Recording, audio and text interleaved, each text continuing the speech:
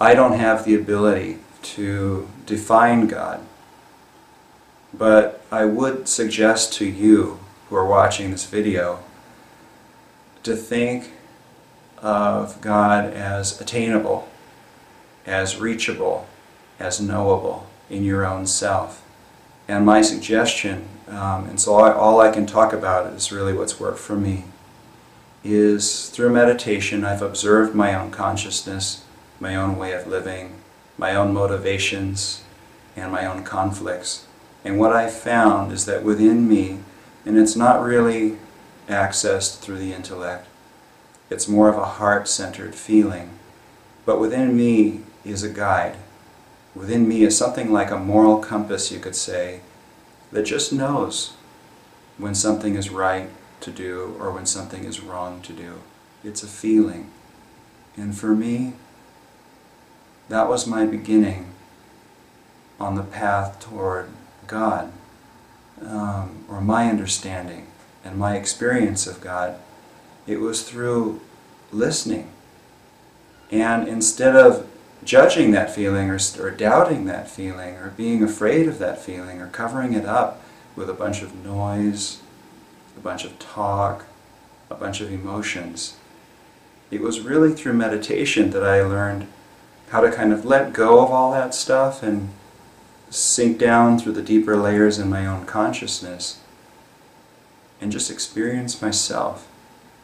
And when I experienced myself, or whatever this self is that's inside of me, underneath all the thoughts, beyond all the beliefs, even underneath all the peripheral emotions and things like that, it's very sweet.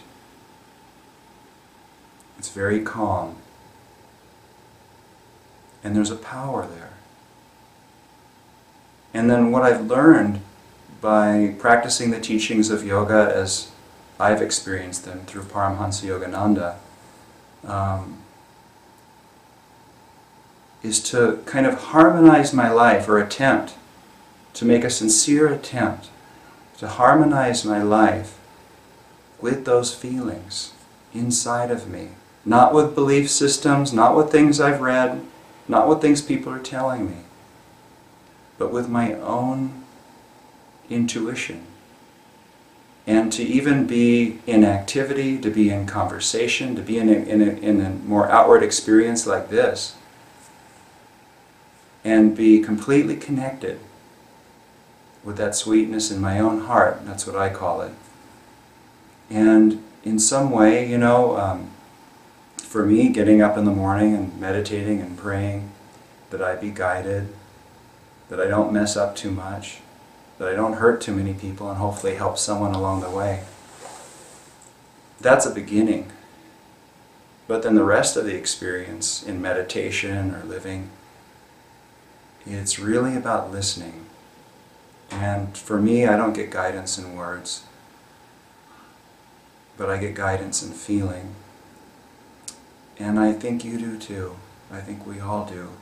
But it took me many years before I would give myself the permission to listen to what I was feeling, to trust what I was feeling, and to practice living it. And for me, that's the only way I can define that is that's become my relationship with God.